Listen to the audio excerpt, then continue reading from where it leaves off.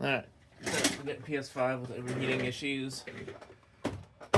The last one I tried to do of these, I opened it up, and as soon as I opened it, there was cockroaches. So this one doesn't look like there's cockroaches.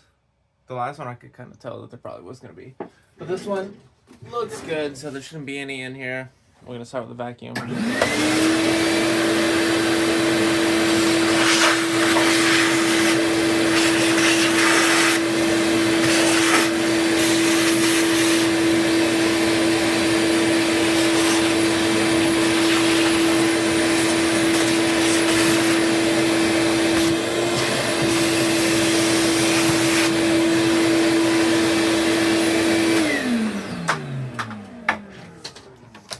Right. What a brush and a vacuum does by itself, right? Fantastic. I'm gonna take out these two screws here. So you can see, I don't know if you could see, but the fan is kind of dirty, so. Looks like there's a little bit of dust in this one. It might be a combination of both the liquid metal and the dust.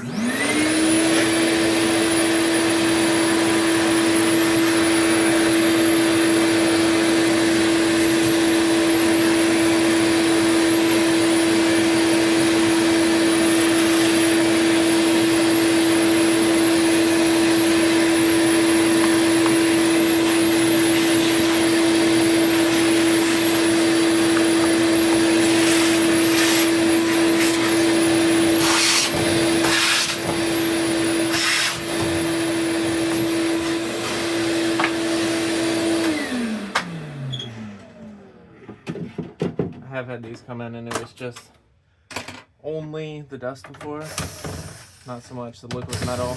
Usually it's a combination of both, and then sometimes it's strictly the liquid metal that causes the issue.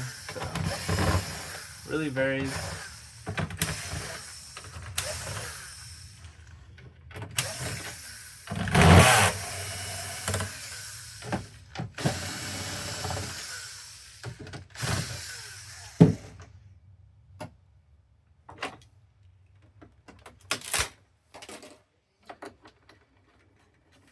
Yeah, I'm not seeing any signs of cockroaches, which is good.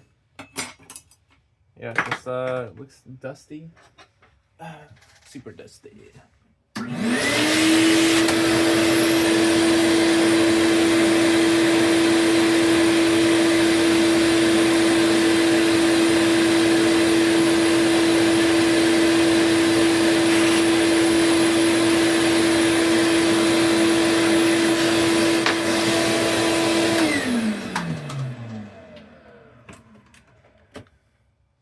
Alright, we'll have to vacuum the fan in a minute.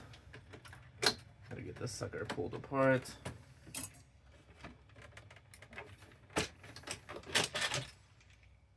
Alright, there's a little bit of dust on this tray here. I'm gonna pause it for that though. Alright, got that tray nice and vacuumed off and dusted. I'm gonna do the same thing right here for the disk drive.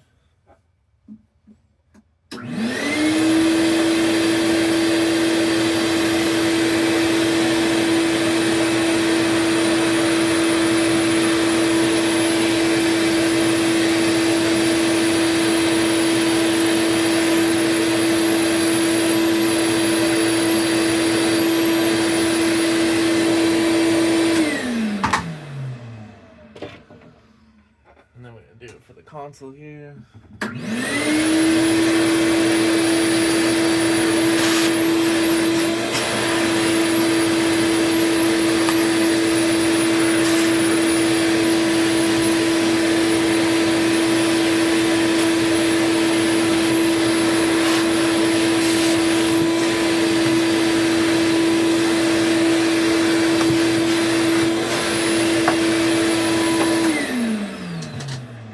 Already looks 10 times better. I'm gonna go ahead and skip through taking all this off so that we can get down to the liquid metal. Alright, got down to the motherboard here, unscrew the brackets. Now we're gonna go ahead and pop this off and see what the status of the liquid metal is underneath here. This thing's scraped up. Weird. Pretty sure that this one was closed, right? Oh wait, no, it wasn't. It was not closed. Oh, he was telling me earlier he got the HDMI port repaired somewhere else. He like sent it to some place, but yeah, so the liquid metal is definitely bare there in certain areas. It's not as bad as you would think, although it does look kind of chunky. So if there is chunks inside of there, that's not good, but there's absolutely no liquid metal at all. So maybe someone has messed with it before, but I would say in this top like third here, it's very like, yeah, you can tell there's like some scratches or something in there. Anyways, we're gonna go ahead and get all that off, and then once we get that off, we're gonna remove this panel here and then vacuum everything out from the inside of there. So I'm gonna go ahead and skip forward. Here's a little bit closer of a look at the liquid metal here. You can see that I got it off. You see how it's got like that weird circle though? In that circle is like scratching against the cotton swab here, which means that there definitely is some buildup on there. Although I scrubbed it pretty hard with the cotton swab, so hopefully it knocked all that stuff off, and we won't have to scrape it with the razor blade. But we'll see after we clean this up a little bit. All right, so there is some severe damage. You can actually see the pitting right there. You see that little hole, and then there's a couple little holes all over there, and then so this is actually pretty severe when it comes to the damage. Hopefully the APU side isn't like this, but the heatsink side is like this, which is not good. So I am gonna have to scrape off a bunch of this because this stuff is like really scratchy. I'll see if if I can get you to hear it. Hang on. All right, you may be able to hear this.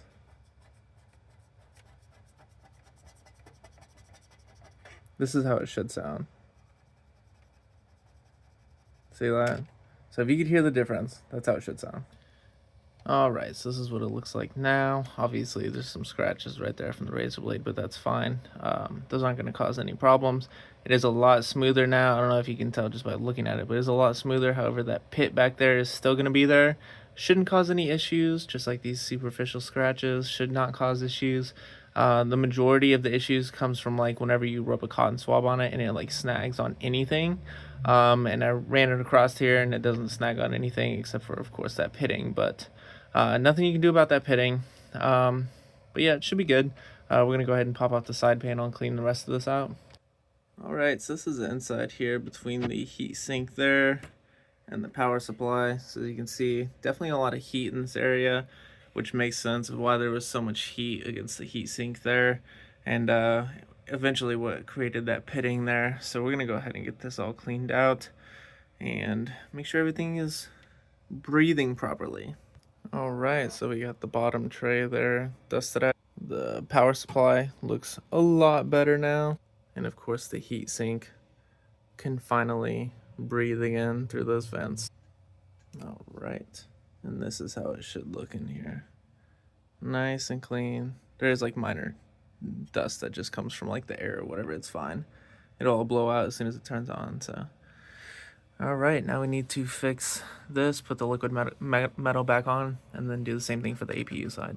All right, so this is the APU side here. You can see that there are some like dark lines right there.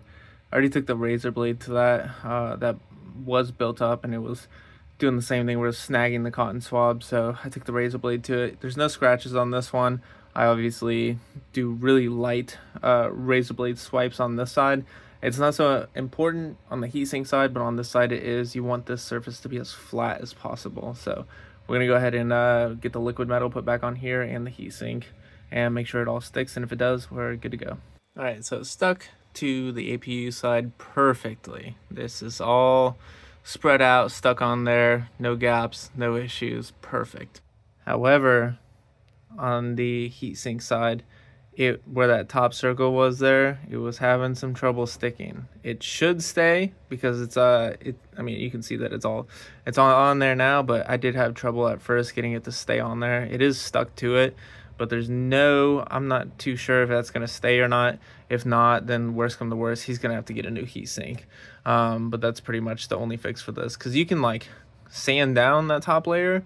But even if you do that, you know, there may be too much of a gap between this and the APU side, and that could cause problems with overheating and stuff. So yeah, I think like replacing the heatsink would be the only option in that case. However, I think that this is gonna work, so I don't think we're gonna have to go to that extreme. I'm just gonna let him have it back, and then he's going to play, and if he has that issue arise in the future, I'll just warn him about this, let him know. But obviously, if he does have it in the future, he'll just have to get a new heatsink. So yep, we're gonna go ahead and get the console put back together.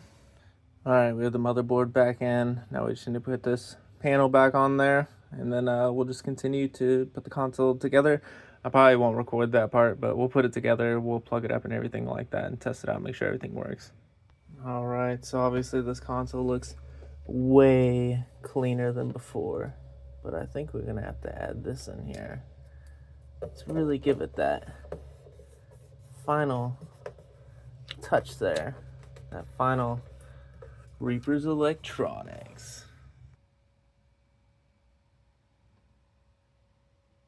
All right, so we got it all plugged up. Everything's working as it should be. Like I said before, hopefully the heat sink lasts, but this should prevent the overheating issue. This has been the only fix that actually fixes the overheating issue. This is it. Nothing else. None of that, get a different plug-in, do this or do that. Maybe you need to plug it into an outlet instead of a thing. Like, no, this is the only fix that fixes that. All right, so you've seen it here, Reaper's Electronics, the best there is. Thanks for watching.